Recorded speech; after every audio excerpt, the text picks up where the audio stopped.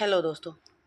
स्वागत है आपका हमारे यूट्यूब चैनल सिविल सर्विसेज मंत्रा में। दोस्तों, आज हम आंग्ल मराठा युद्धों को डिटेल में समझेंगे। दोस्तों, अगर हम भारत में अंग्रेज़ों के प्रभुत्व की शुरुआत को समझना चाहते हैं तो हमें आंग्ल मराठा युद्धों को समझना ही होगा, क्योंकि पलासी और बक्सर के बाद भी जो पलासी का युद्ध हुआ था और बक्सर का युद्ध हुआ था, उसके बाद भी जो अंग्रेज़ थे वो पूरे भारत के मालिक नहीं बने थे और उस समय उनकी सबसे बड़ी चुनौती थी मराठा शक्ति, जो 18वीं शताब्दी में भारत की सबसे प्रभावशाली राजनीतिक ताकत बन चुकी थी। लेकिन यहीं पर एक महत्वपूर्ण बात समझनी होगी कि जो मराठा शक्ति थी वो एक केंद्रीकृत साम्राज्य नहीं थी, बल्कि एक संघ था जिसमें पेशवा, सिंधिया, भोसले और होलकर जैसे शक्तिशाली सरदार शामिल थे। जिसमें कि पेशवा जो थे वो पुणे से थे और सिंधिया जो थे वो ग्वालियर से थे और भोसले नागपुर के थे और होलकर जो थे वो इंदौर के थे। यानी कोई एक सेंट्रलाइज्ड पावर नहीं था। और ये आपको सब कुछ अच्छे से याद रखना है, क्योंकि एग्जाम में मैच द फॉलोइंग करने के लिए आता है कि पेशवा पूना से थे, सिंधिया ग्वालियर से, भोसले नागपुर से और होलकर जो थे वो इंदौर से थे। और इन्हीं के बीच आपसी संघर्ष और सत्ता की प्रतिस्पर्धा ने उनकी एकता को कमज़ोर कर दिया और जिसका फ़ायदा अंग्रेज़ों ने बहुत ही योजनाबद्ध तरीके से उठा लिया। अब अगर हम पृष्ठभूमि को समझें तो पहला मराठा युद्ध जो था, जो पहला आंग्ल मराठा युद्ध था, वो शुरू होता है 1775 में सूरत की संधि से। तो आपको ध्यान रखना है, प्रथम आंग्ल मराठा युद्ध शुरू होता है 1775 में सूरत की संधि से। और जब रघुनाथ राव ने पेशवा बनने के लिए अंग्रेज़ों से मदद मांगी और अंग्रेज़ों ने इसे एक अवसर के रूप में देखा, लेकिन जैसे ही यह समझौता हुआ, मराठा राजनीति के प्रमुख नेता जो थे, जो कि नाना फडणवीस थे, इन्होंने इसका विरोध किया और 1776 में पुरंदर की संधि हुई थी,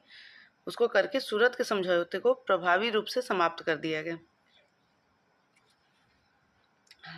हालांकि यहाँ एक नया मोड़ आता है, क्योंकि बॉम्बे और कलकत्ता की अंग्रेजी सरकार जो थी वो एकमत नहीं थी। जहाँ बॉम्बे सरकार रघुनाथ राव का समर्थन कर रही थी, वही कलकत्ता सरकार समझौते के पक्ष में थी और इसी आंतरिक मतभेद के कारण युद्ध लंबा चलता गया। लेकिन अंततः 1782 में सालबाई की संधि हुई, जिसमें अंग्रेज़ों ने माधवराव द्वितीय को पेशवा स्वीकार किया और लगभग 20 वर्षों की शांति स्थापित हुई। इसलिए अगर हम कह सकते हैं कि यह युद्ध अनिर्णायक रहा, लेकिन इसने अंग्रेज़ों को मराठा राजनीति को गहराई से समझने का मौका दिया। तो आपको ध्यान रखना है कि सूरत की संधि कब हुई थी? 1775 में हुई थी, जिसमें रघुनाथ राव ने बॉम्बे की अंग्रेज सरकार से सहायता मांगी थी। और पुरंदर की संधि जो थी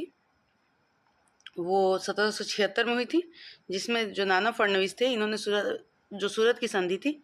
इसको रद्द कर दिया था, जबकि बॉम्बे सरकार ने इसे नहीं माना, उनके रद्द किए हुए को नहीं माना। और इसके बाद जो सालबाई की संधि थी वो 1782 में हुई, जिसमें अंग्रेज़ों ने माधवराव द्वितीय को पेशवा स्वीकार कर लिया और लगभग 20 वर्षों की शांति स्थापित की।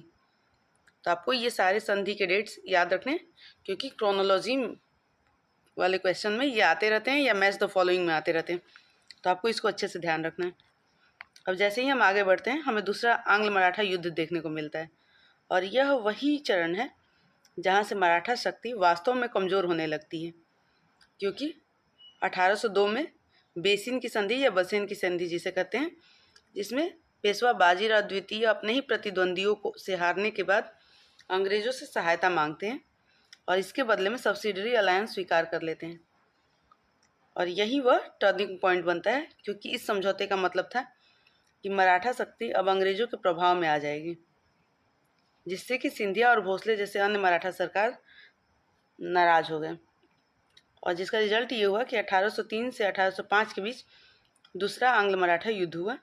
जिसमें अंग्रेज पूरी तरह तैयार होकर और रणनीति के साथ युद्ध में उतरे और आर्थर वेलेस्ली के नेतृत्व में उन्होंने मराठा को कई महत्वपूर्ण लड़ाइयों में पराजित कर दिया, जिससे मराठा संघ की शक्ति काफ़ी कमज़ोर हो गई और अंग्रेज़ों का प्रभाव तेज़ी से बढ़ गया। तो आपको ध्यान रखना है, द्वितीय आंग्ल मराठा युद्ध 1803 से 1805 के बीच में हुआ था और इसकी शुरुआत बसेन की संधि जो कि 1802 में हुई थी, इससे हुई थी, जिसमें पेशवा बाजीराव द्वितीय ने अंग्रेजों के साथ सब्सिडरी अलायंस को स्वीकार किया था। और इसमें द्वितीय आंग्ल मराठा युद्ध में आर्थर वेलेस्ली जो थे, इन्होंने महत्वपूर्ण भूमिका निभाई थी। इसके बाद आता है तीसरा आंग्ल मराठा युद्ध, जिसमें यह स्पष्ट हो जाता है कि अब अंग्रेजों का उद्देश्य केवल प्रभाव बढ़ाना नहीं, बल्कि मराठा शक्ति को पूरी तरह समाप्त करना है। और इसी लक्ष्य के साथ 1817 में युद्ध शुरू होता है, जिसे पिंडारी युद्ध के नाम से भी जाना जाता है, क्योंकि अंग्रेजों ने पिंडारियों को खत्म करने का बहाना बनाया, लेकिन वास्तविक उद्देश्य उनका था मराठा शक्ति को कमजोर करना। और चूंकि मराठा सरदार इस समय तक आपस में एकजुट नहीं थे, इसलिए अंग्रेजों ने इस स्थिति का पूरा लाभ उठाया और एक के बाद एक सभी शक्तियों को पराजित करते हुए अंततः 1818 में मंदसौर की संधि करवाई, जिसके परिणाम स्वरूप पेशवा पद को समाप्त कर दिया गया और बाजीराव द्वितीय को सत्ता से हटा दिया गया तथा साथ ही साथ मराठा संघ पूरी तरह खत्म हो गया और यहीं से भारत में अंग्रेजों का पूर्ण प्रभुत्व स्थापित हो जाता है। तो आपको ध्यान रखना है, मंदसौर की संधि 1818 में हुई थी, जिसमें कि पेशवा पद समाप्त कर दिया जाता है और मराठा संघ का पूर्णतः पतन हो जाता है और यहीं से भारत में अंग्रेजों का पूर्ण प्रभुत्व स्थापित हो जाता है। तो दोस्तों, अगर हम ध्यान से देखें तो जो सूरत की संधि थी वो 1775 में हुई थी रघुनाथ राव और बॉम्बे के अंग्रेजों के बीच,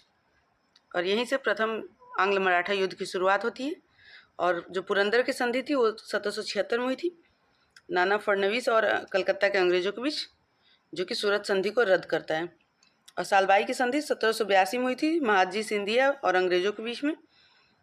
जहाँ पे प्रथम युद्ध समाप्त हुआ और 20 साल की शांति की घोषणा हुई। फिर आता है बसेन की संधि 1802 में, जहाँ बाजीराव द्वितीय और अंग्रेज के बीच में होता है और यहाँ पे सब्सिडरी अलायंस होता है तथा द्वितीय युद्ध होता है। और 1818 में मंदसौर की संधि होती है, जो कि मराठा और अंग्रेजों के बीच में होती है, जिससे कि तृतीय युद्ध समाप्त हो जाता है और पेशवा समाप्त हो जाते हैं। तो आपको अगर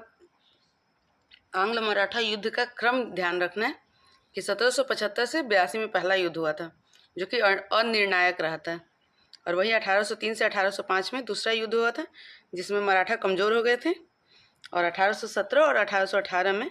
तीसरा युद्ध हुआ था, जबकि मराठा पूरी तरह समाप्त हो गए और अंग्रेजों का पूर्ण नियंत्रण हो गया। तो यदि हम इस पूरे घटनाक्रम को एक श्रृंखला में समझें तो यह स्पष्ट होता है कि पहले मराठों की आंतरिक कमजोरी ने अंग्रेजों को प्रवेश करने का अवसर दिया, फिर सब्सिडरी अलायंस जैसी नीतियों ने उनकी स्वतंत्रता को सीमित कर दिया, और अंततः अंग्रेजों ने डिवाइड एंड रूल की रणनीति के माध्यम से